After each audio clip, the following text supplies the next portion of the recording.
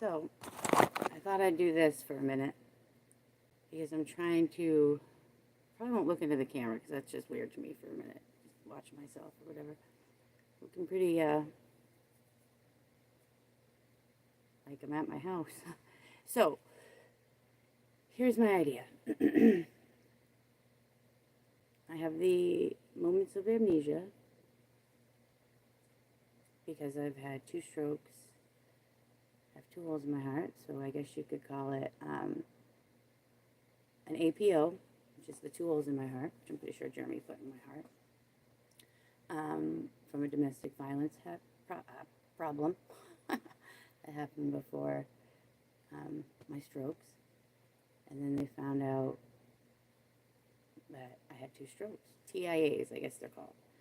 And so I've been having a little bit more memory problems, so my dad threw out all my typewriters, so I can't immediately do my typing, and computers just blow. And so, if I was thinking, if I could just get over my shyness, I guess perhaps I should start to record my stories of myself. And, to do that on a computer, you have to have a lot of storage. And I already have a lot of storage of the nighttime sky. I did time lapse of the sky for the past 3 years. Imagine what I caught on there that I haven't looked at yet. Or just even watching the what am I looking to say? The rotation of all the stars and the constellations, and to know where the planets are. And so I also have hundreds of hours of nighttime sky stuff that I need to somehow upload. But yeah, I don't have a computer because I put my password on it. My brother hasn't fixed it yet. And then what am I going to do? Just store it somewhere? I mean, isn't YouTube a place where you just put up your free movies? Not free movies, but your storage. And you can still make it public or not public. But maybe I just need to utilize my YouTube and just all these little things, and really not be shy to put it up there, because why not? I mean, or even just having it private, because I'm really scared that I'm going to wake up one day and I've really forgotten everything. Or just having the frontal lobe stuff just get worse, or something. And I don't want that to happen. So I need to be I'm not making my art right now. I mean, I am, but I'm not. I've just been stationary since my Grammy passed away. And I've done a couple detoxes from alcohol since then. And she passed away in July 5th, 2019.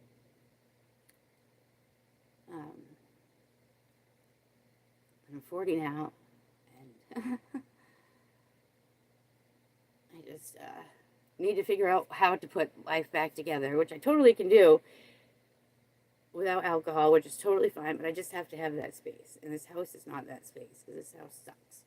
I need to tear it down and put a new one up here. And so even after I do this live thing, I hope it maybe saves it. So then, I don't know, why would I want to save it though? But at the times that I'm doing something really productive, I don't know what you'd even call really productive, but maybe I should just tell a story, right? So I'm worried I'm going to forget my stories. So let me think of a story. How about a story of Grammy? So I used to live in Palermo with my Grammy, and we used to go up to the blueberry fields. And a part of me wants to be out on that side.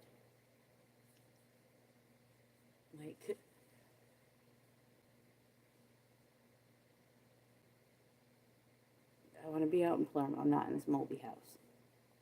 So here's a question that I can pose and wonder about. So I just got my blood work done for my mold testing. So here's the scenario. So maybe, here we go. This is what I'm going to talk about for a minute. So maybe if I really put it out in the universe, what I want to happen will really happen. Because, I got enough crystal power in here to launch this house into Nowheresville space. If one wanted to believe in, all that fun stuff. But while we sit here, we can sit and look at this guy. I also make it a rock show. This is citrine that my first real boyfriend, Mackenzie Burns, gave to me. We were together 14 years, and it was a fun time. I can't smoke on here either, can I? So, I forgot what I was talking about. See, the forgetfulness is getting even worse. I'm gonna take myself off. Oh, that's what I was gonna do. I was gonna read. I was gonna start to read this. I came across this book, so let's do that. We'll do that right meow. Maybe if I read it out loud, I'll remember it. So, but I know if I kind of smoke, I think they'll say it's unsuitable. So, I'm gonna be halfway off of the screen. You can. Oh, don't wake the dingus up. Here's Uncle Dingus. He's my number one man. Can't aim this thing very well. There he is. All sleepy. So this is what we're going to do. I'm going to read. Oh yeah, we're just going to stare that way while I smoke a cigarette. Look at the great Wasley Kandinsky. And then I think half of the wave is Osaki or something. And then that's mine. And then this one's a doll. This is weird how the angle is. And that's a Dali. And we are reading Chariots of the Gods by Eric von Daniken. And I will go ahead and probably have to put a bibliography up so I don't get copyright infringement, right? It's almost just like writing a term paper. Chariots of the Gods, Unsolved Mysteries of the Past. Eric von Daniken. Translated by Amanda Potter. Translated by Michael Heron, G.B. Putnam and Sons, New York. All right, copyright 1968. Econ Verlag something. Copyright 1969. Michael Heron and Souvenir Press. Okay, first published in Germany. First published in Great Britain in 1969. Okay, this book or parts thereof may not be reproduced in any form without permission from the publisher. Printed in the United States of America. All right, so, contents. Are there intelligent beings in the cosmos? When our spaceship landed, these are the chapters. 1, are there intelligent beings in the cosmos? 2, when our spaceship landed on Earth? 3, the improbable world of the unexplained. Oh, my voice is all shaky from crying about sadness and worries. 4, was God an astronaut? 5, fiery chariots from the heavens. 6, ancient imagination and legends or ancient facts. 7, ancient marvels of space travel centers.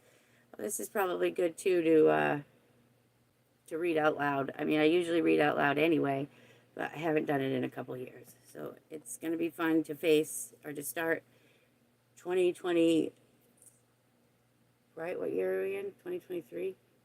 Well, I can't wait for 2024.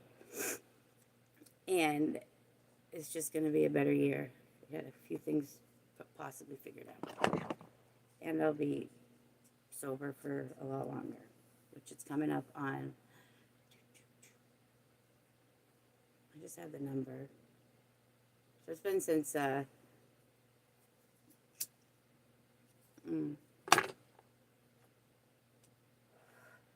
does it say on here?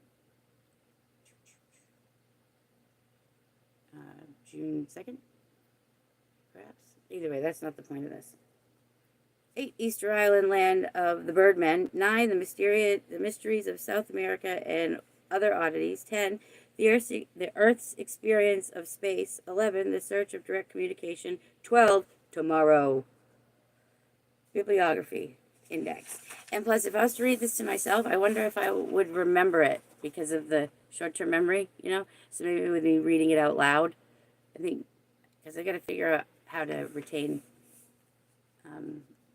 the stuff or how to re-pattern my thinking patterns since the strokes. Illustrations will be found on the following pages, 64 and 129. All right, here we go. Plus, I could have had no use of my face in some sense, too. So I'm very lucky. to use my cognitive skills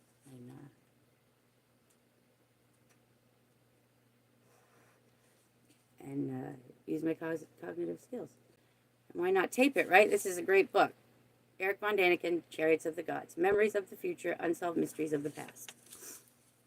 Introduction. It took courage to write this book, and it will take courage to read it. Because in theories and proofs, because this is improper. He started with a sentence with a because. You can't start sentences with because, except for extenuating circumstances, so maybe this is one of them. Because its theories and proofs do not fit into the mosaic of the traditional archaeology, constructed so laboriously and firmly cemented down. Scholars will call it nonsense and put it on the index of those books which are better left unmentioned. Laymen will withdraw into into the snail shells of their familiar world when faced with the probability that finding out our past will be even more mysterious and adventurous than finding out about the future. Nevertheless, laymen, I love that. Nevertheless, one thing is certain. There is something inconsistent about our past. The past which lies thousands and millions of years behind us.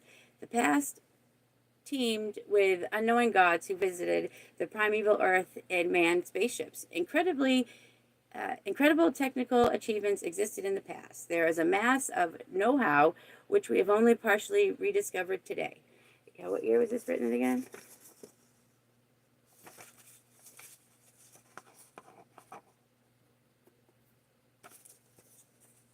'58.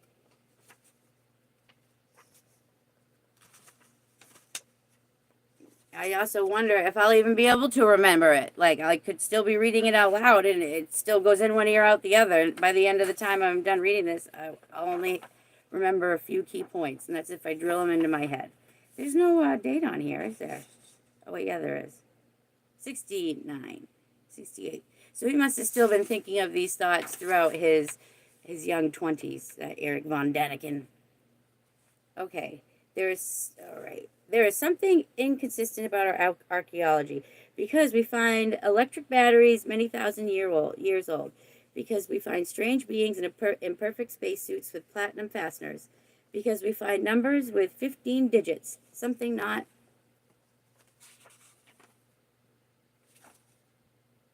registered by any computer. But how did these early men acquire the ability to create them? There is something inconsistent about our religion. A feature common to every religion is that it promises, read, Amanda, is that it promises help and salvation to mankind. The primitive gods gave such promises too. Why didn't they keep them? Why did they use ultramodern weapons on primitive people? And why did they plan to destroy them?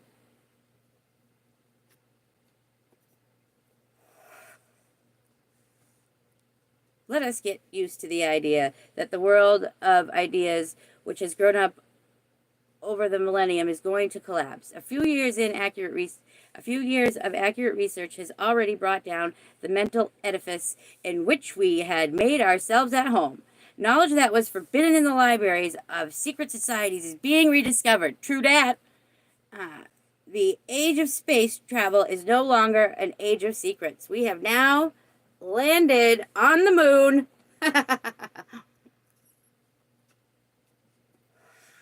Right. Space travel, which aspires to suns and stars, also plumbs the abyss of our past for us. Gods and priests, kings and heroes emerge from the dark chasms. We must challenge them to deliver up their secrets. Oh, I better be quiet. I'll wake the dingus up. I already think I am. For we have the means to find out all about our past without leaving any gaps if we really want to.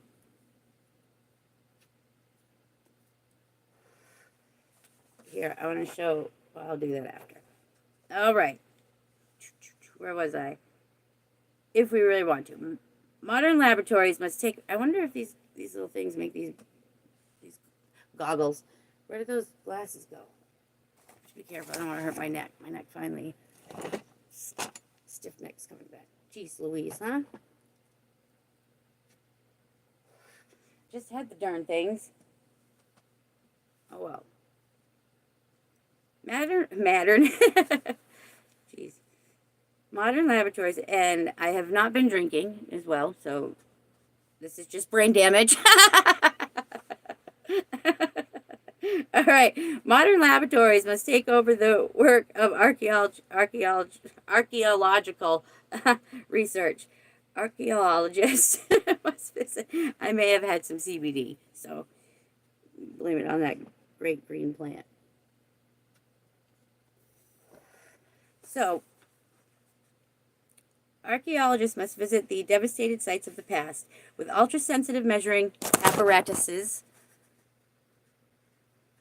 Where was I? Ultra-sensitive measuring apparatuses. Priests who seek the truth must, again, begin to doubt everything that is established.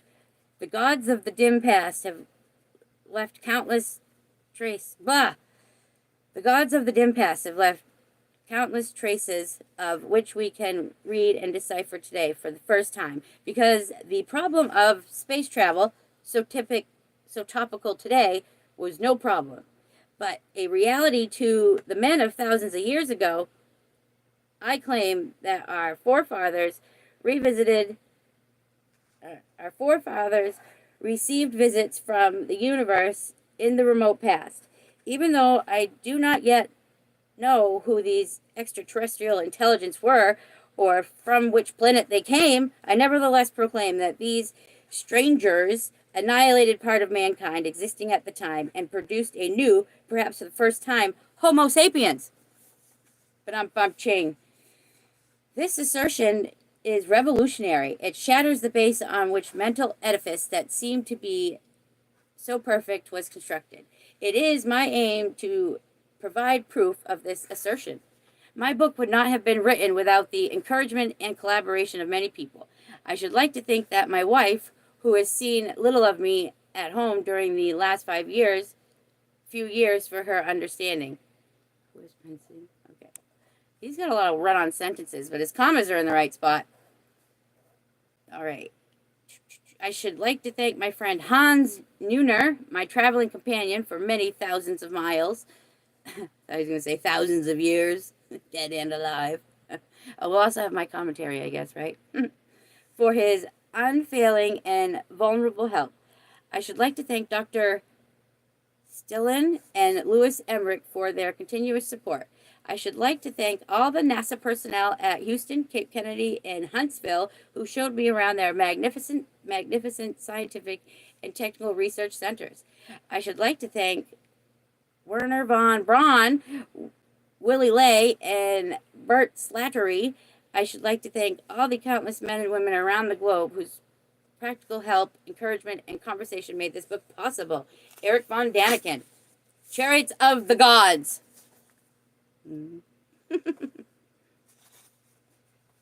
My mouth is very dry. Any gum anywhere? Yeah, right here. All right. And it's the nicotine gum, right? Because I'm trying to quit those nasty cigarettes. I gotta ring it in my ear. So I think this is how I'm going to start to ease my way into, I guess, stories of my life. So in case I forget them. I always watch them on YouTube when I'm like 50, right? That's only in 10 years. That's like no time. My 20s went by like crazy. Same with my 30s, right? Now so we can picture this picture for a moment. This is a nice picture, probably painted in the Renaissance. Blurry. I just like the people in the little orbs, the angels. It's really interesting. Let's see it. Maybe go down. But it's great Renaissance painting. I don't know if it's didn't come from this book though. That came from a book and it was on its cover and I cut it out. Okay. Oh. Stinky dreaming?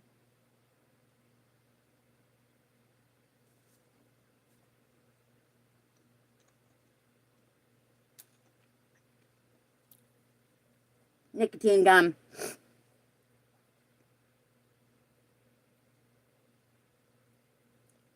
Oh, I didn't see somebody wrote.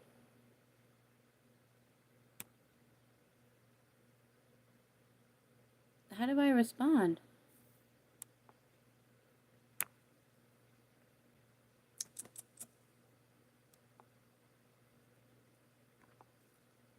Start a poll? No. I don't know what this poll is, but Son Goku, I didn't see you. I don't know how to do all this live stuff, but all my sneezes made me have a stroke.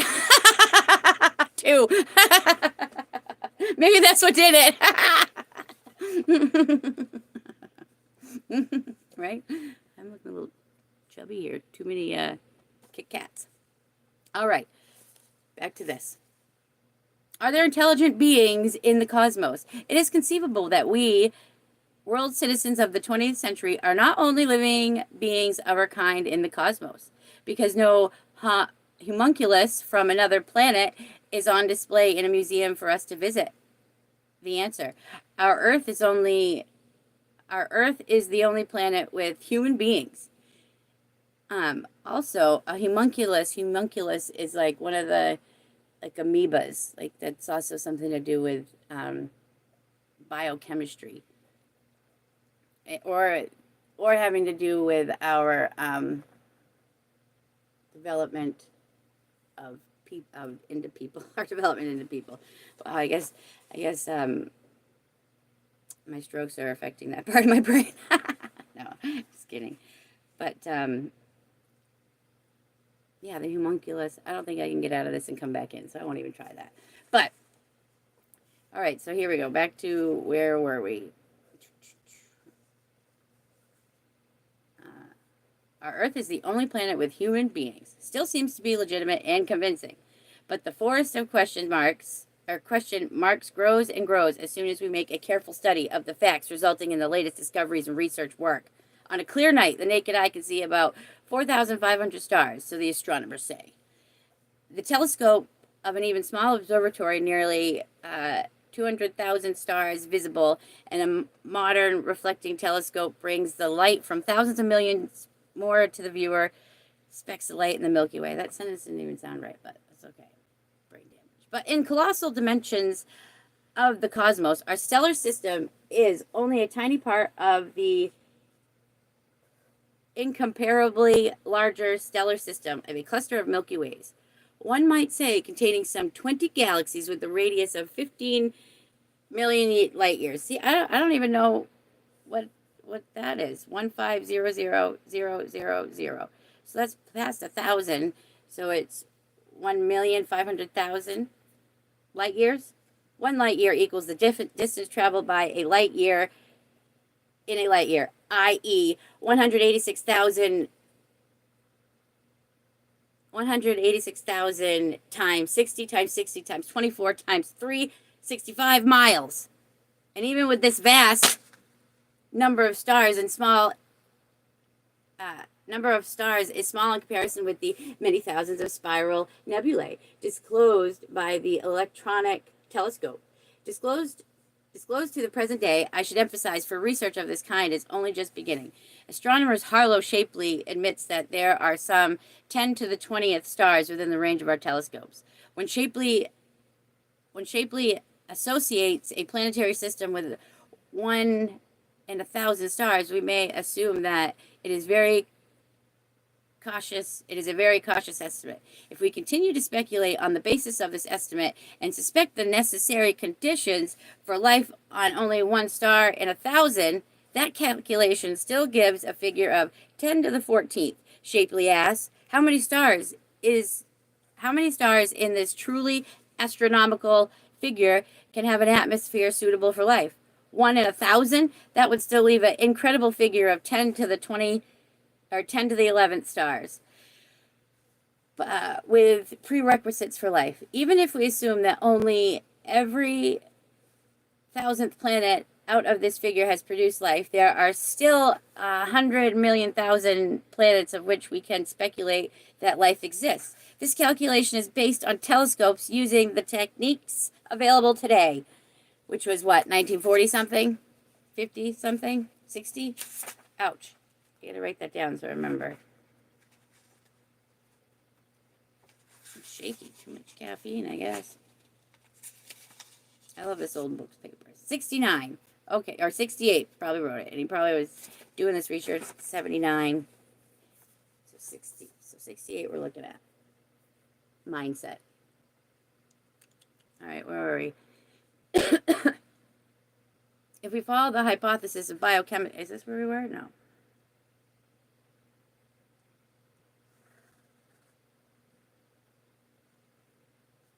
I can't even tell if I just read that or not. Leaving figure. Okay, yeah, I don't technically love it. Prerequisite for life. Okay, if we follow the hypothesis of biochemist Dr. Stanley Miller, life and the conditions essential for life may have developed more quickly on some of these planets than Earth. If we accept this daring assumption, civilization more advanced than our own could have developed on 100,000 planets.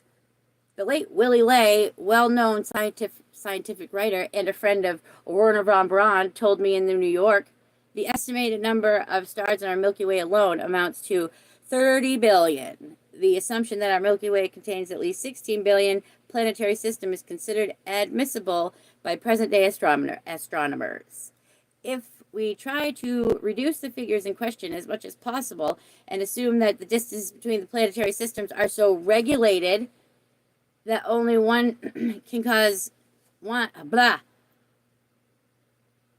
That's for you. That's a huge sentence. If we now try to reduce the figures in question as much as possible and assume that the distances between the planetary systems are so regulated that only in one case in 100 does a planet orbit in the ecosphere of its own sun, that still leaves 180 million planets capable of supporting life. If we further assume that only one planet in 100 that might support life actually does so, we could still have the figure of 1.8 million planets with life. Let us further suppose that out of every 100 planets with life, there is one which creatures with the same level of intelligence as Homo sapiens live, then even the last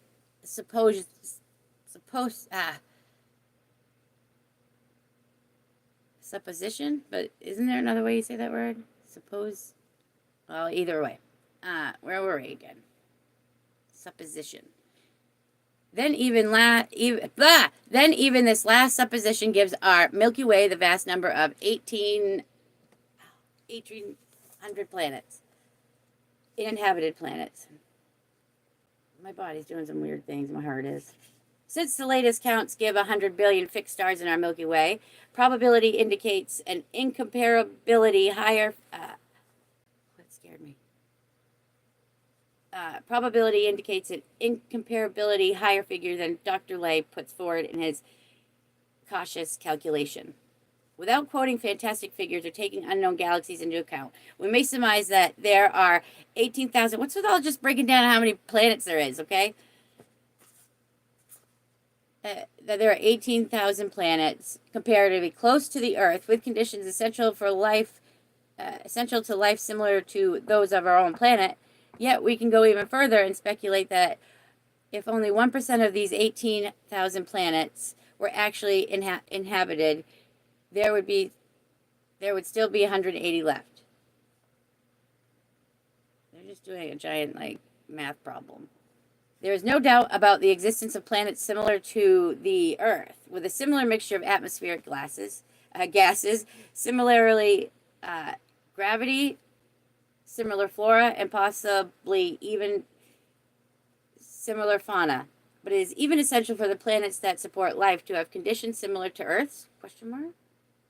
The idea that life can flourish only under terrestrial conditions has been made obsolete by research. It is a mistake to believe that life cannot exist without water and oxygen. Even on our own Earth, there are forms of life that need no oxygen. They are called anaerobic bacteria. A given amount of oxygen acts like poison on them. Why should there not be higher forms of life that do not need oxygen? Under the pressure of I just got a weird whiff of like somebody cooking a chicken dinner in here. And there's no chicken dinner in here. Under the pressure, my old factory bulbs smelling things that aren't there. Under the pressure of new knowledge that is being acquired every day, we shall have to bring out our mental world picture up to date. Scientific investigation concentrated on our Earth until very recently. He praised this world of ours as the ideal planet. It is not too hot and not too cold. It has plenty of water. There are unlimited quantities of oxygen, organic processes, constantly rejuvenating nature.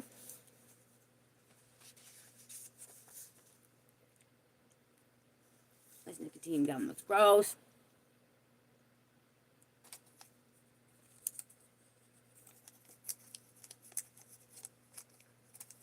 And I'm still going to smoke a cigarette in 5 minutes. Oh, I don't want to wake the beast.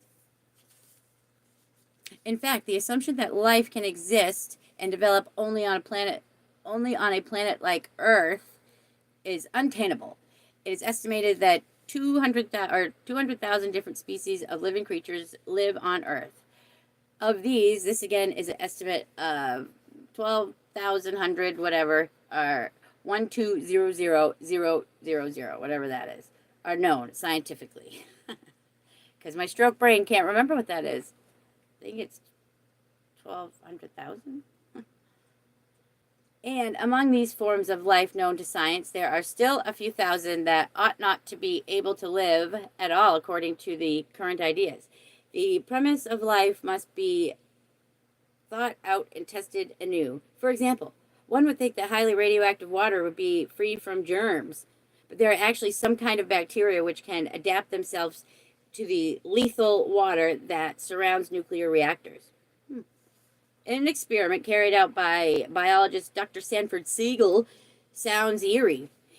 He recreated the atmospheric conditions of Jupiter in his laboratory and bred bacteria and mites in the atmosphere, which shares none of the prerequisites of Hitherto.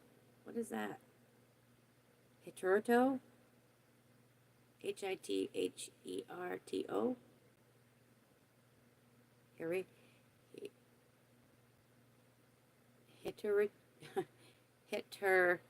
Hitteru, whatever that word is. Prerequisites. Jeez. He recreated the atmospheric conditions of Jupiter in his laboratory and bred bacteria and mites in this atmosphere, which shares none of the prerequisites to have whatever germs laid down for life. Ammonia, methane, and hydrogen did not kill them.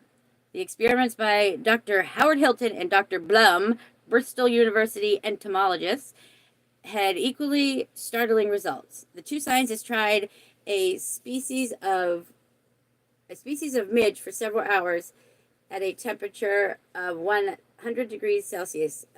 What's midge? Species of midge. Probably germs. Immediately afterward, they immersed their guinea pigs in the liquid helium, which is well known is cold as space. Which do we really know if space is really cold? Just kidding. After heavy irradiation, they returned the midges to their normal living conditions. The insects continued, see, that's what they are. They're insects, little bugs. The insects continued their biological, here, we'll put that like so we can see what we're reading, right? I think this is probably really good for my brain. Good to read, takes my mind off of things.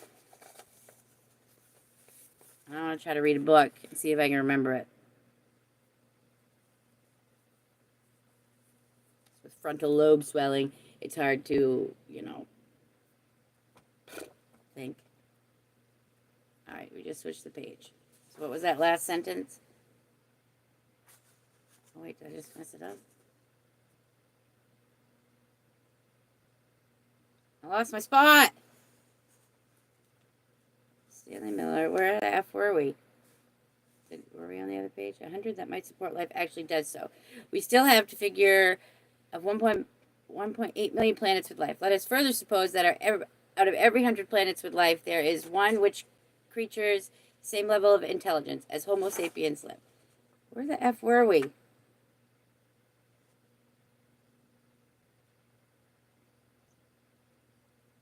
Jupiter's laboratory.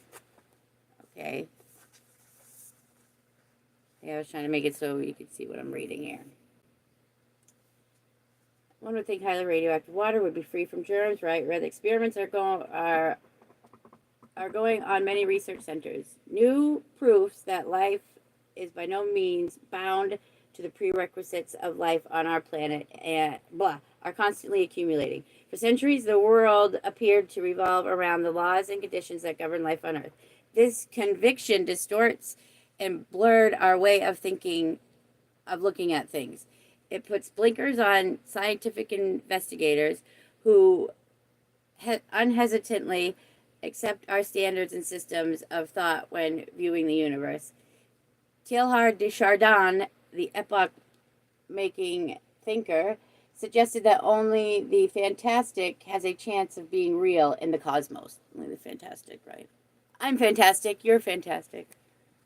We all are. If our way of thinking worked the other way around, it would mean that intelligences on another planet took their living conditions as criteria. If they lived at temperatures of minus 150 to 200 degrees Celsius, they would think that those temperatures, which are constructive to life as we know it, were essential for life on other planets. That would match up to the logic with which we are trying to illuminate the darkness of our past. We owe it to look over there for a minute. We owe it to our self-respect to be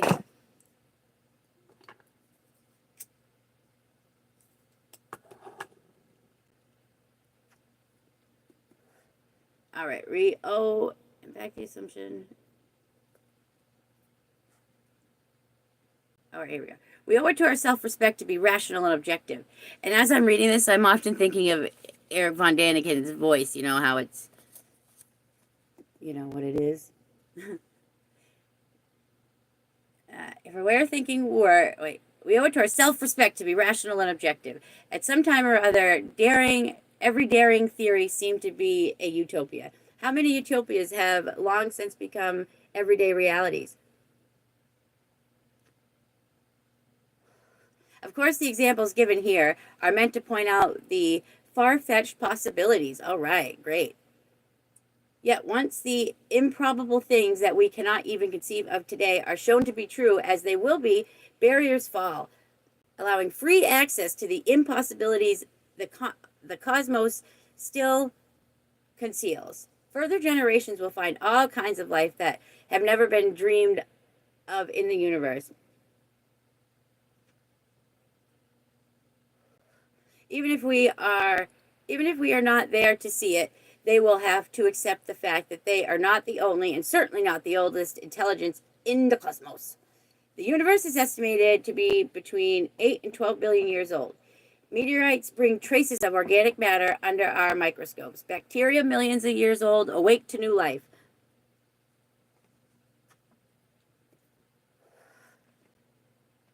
Awake to new life. Why do I look away? Even if we're not there to see it, they will only have to accept the fact that they are not the only one. Certainly not the oldest intelligence in the cosmos. The universe is estimated between, here we were. The universe is estimated to be between 8 and 12 billion years old. Meteorites bring traces of organic matter under our microscopes.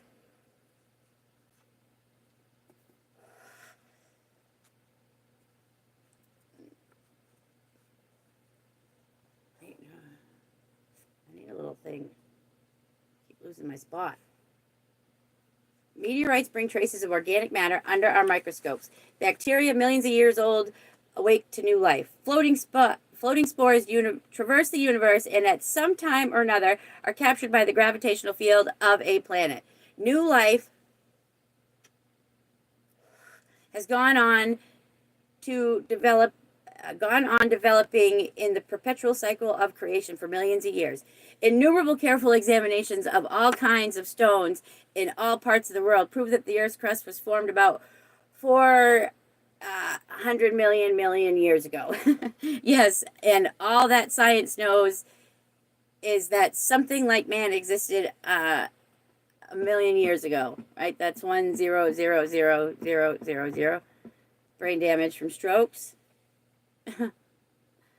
Okay, and out of that gigantic river of time, it has managed to dam up only a tiny rivulet of 7,000 years of human history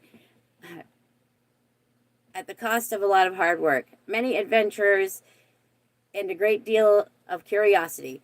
But what are 7,000 years of human? Wait, what is that?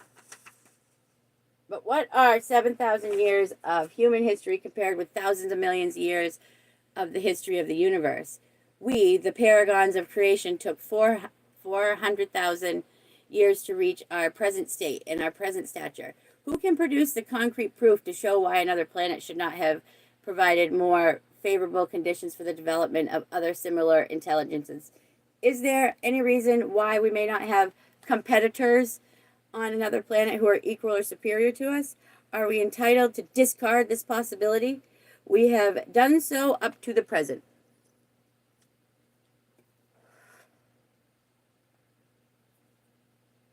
How often the pillars of our wisdom have crumbled into dust. Hundreds and hundreds of generations thought that the earth was flat. The iron law that the sun went around the earth held good for thousands of years. We are all convinced that our earth is an ordinary star of an insignificant size, 300,000 or 30,000 light years from the center of the Milky Way. The time has come for us to admit our insignificance by making discoveries in the infinite unexplored cosmos. Only then shall we see and realize that we are nothing but ants in this vast state of the universe, and yet our future and our opportunities lie in the universe, where the gods promised they would. Not until we have taken a look into the future shall we be strong and bold enough to investigate our past honestly and impartially. Yeah, I agree, right? Let's see here. When our spaceships landed on Earth, Chapter 2. Jules Verne, the grandfather of all science fiction novelists, has become an accepted writer. His fantasies are no longer science fiction, and the astronauts of our day travel around the world in 86 minutes, not 80 days. Right? Okay, so think about how often that NASA channel, which I don't have on my cable box, but the NASA channel where you can see the live feeds from the things and they go all the way around the Earth. All right, so I bet it's a lot faster now. We are now going to describe what might happen in the imaginary journey by spaceship. Yet this imaginary journey will become possible in fewer decades than the time it took to contract Jules Verne's crazy notion of a journey around the world in 80 days to a lightning journey of 86 minutes. Whoa. All right, 86 minutes.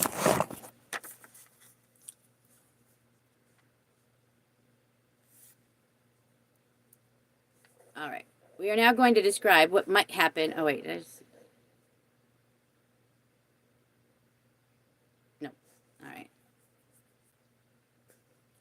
We are now going to describe what might happen on an imaginary journey by spaceship. Yet this imaginary journey will become possible in fewer decades. Yeah, I just read that. But let us not think in terms of such short periods of time. Let us assume that our spaceship will leave the Earth for an unknown distant sun in 150 years' time. The spaceship would be as big as a present-day ocean liner and would therefore have a launching weight of about 100,000 tons, with a fuel load of 99,800 tons, i.e. an effective payload of 200 tons. Impossible? Already we could assume a spaceship piece by piece while in orbit around the planet. Yet, even in this assembly work, even yet this assembly work will become unnecessary in less than 2 decades because it will be possible to prepare the giant spaceship for launching on the moon. Besides, the basic research for the rocket propulsion of tomorrow is in full swing. Future rocket motors will mainly be powered by nuclear fusion. And I mean, this is getting kind of boring. Maybe I don't want to read this book to help my frontal lobe. This is boring.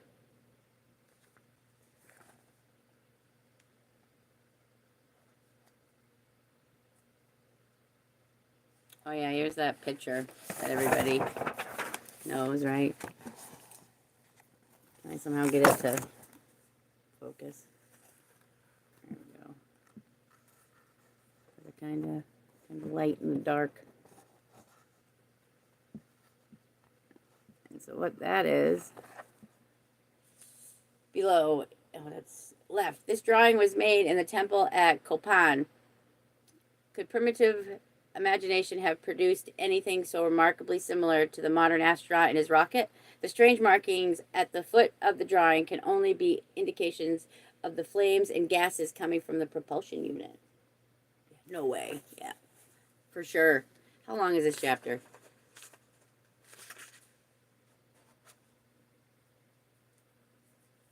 Don't back out yet. You gotta do it an hour at least. What am I at here? 46 minutes.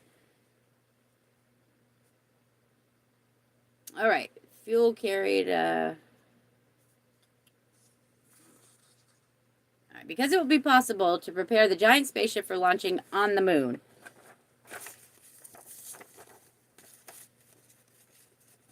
Come on now. Maybe I'll break out into a sneezing fit.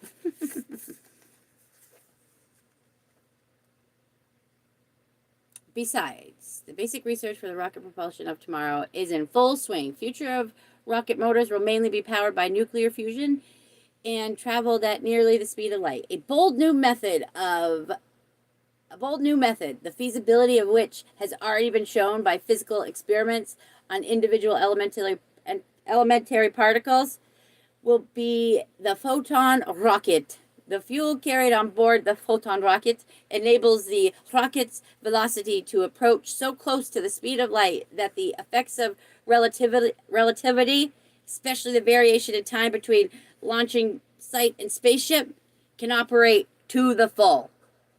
The fuel supplies will be transformed into electromagnetic radiation and ejected as a clustered propulsive jet with the speed of light. Theoretically, a spaceship, equipped with photon propulsion can reach 99% of the speed of light. Just not the full percent. There's still one out there they can't quite reach. At this speed, the boundaries of our solar system would be blasted open. Blasted open, right? The idea that really makes the mind reel, well, my mind reels all the time when I'm sitting here trying to remember my yesterday, right? So, the idea that really makes the mind real. Okay, wait, there's this sentences that are all messed up. An idea that really makes the mind real. But we who are on the threshold of a new age should remember that the giant strides in technology which our grandfathers experienced were just as staggering in their day. Semicolons. The railways, electricity, telegraphy, the first car, the first airplane. That was a whole huge sentence. It's kind of hard to read out loud. We ourselves heard music in the air for, hello, whoever's here. We're reading Eric von Daniken's Chariots of the Gods, and we're trying to do some cognitive stuff for my brain injury that I received from my 2 strokes. So, I lost myself. The idea that really makes the mind real. We who are on the threshold of a new age should remember. Oh, I just read that. Oh, I read that whole paragraph. Jeez Louise. Yeah, I don't even remember the sentence that I read or what the paragraph is. The whole point is to see if I can remember the book better by reading it out loud and maybe putting it somewhere. All right. Let us follow the journey of our imaginary spaceships whose goal is a distant fixed star. It would certainly be amusing to try to imagine what crew of the spaceship did to kill time on their journey. That we can picture like that's the space we're going to here. I messed up the. There you can see it. I painted that one right there. That's the imaginary solar system we're imagining. Mm-hmm. The Mandela journey galaxy. There we go. Lost my page again. Did I just flip it?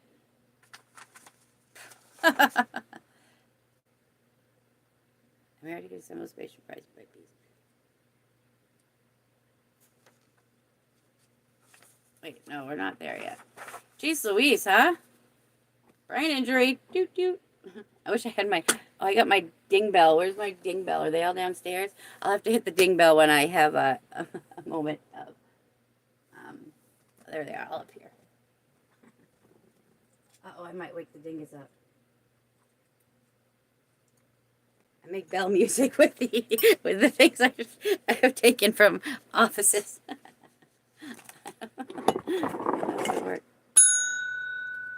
That's the quietest, nice one, I guess. When I mess up on my something or other, I gotta hit the bell. Okay, back to the book. History compared with thousands of millions of years of history of the universe, question mark. We, the paragons of creation, took 400,000 years to reach our present state and our present stature. Who can produce concrete proof to show why another planet should not have provided more favorable conditions for the development of other or similar intelligences? Is there any reason why we may not have competitors on another planet who are equal or superior to us? Are we entitled to discard this possibility? How about what if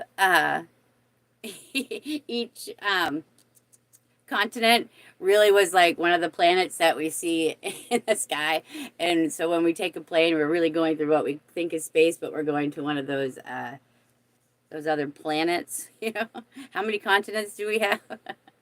Right? There's some propaganda thought. Lost my page. Lost my. We have done so. Where the F were we? Is there any reason why we may not have competitors? Okay, how often do the pillar of our wisdom have crumbled into dust? Hundreds and hundreds of generations thought that the earth was flat. Yes, it is. It's U-shaped. Just kidding. The iron law that the sun went around the earth held good for thousands of years. We are still convinced that our earth is the center of everything, although it has been proved that the earth is an ordinary star of insignificant size, 30,000 light years from the center of the Milky Way. The time has come for us to admit our insignificance by making discoveries in the infinite unexplored cosmos. Only then shall we realize that we are nothing but ants in the vast state of the universe, and yet our future and our opportunities lie in the universe where the gods promised they would. Not until they have taken a look into the future shall we be strong and bold enough to investigate our past honestly and impartially. This is kind of boring. So, perhaps, I said I'd go for an hour, right? Get a full hour of brain power going. When our spaceship landed on Earth, Chapter 2. Where's my brain, huh? A little bit left in it.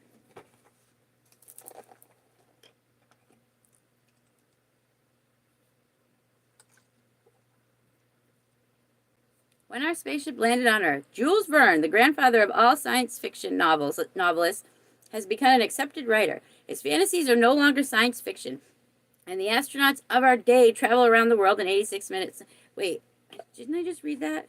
We're on Chapter 3.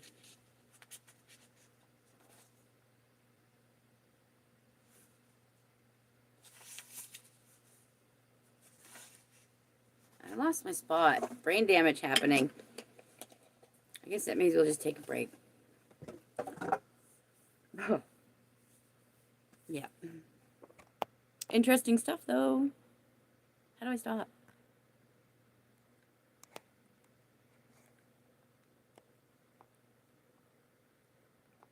And for everybody who watched, or even me, this is very fun, and I should do this more often. But I'll be sure to maybe find a time to catch my next sneezes, though.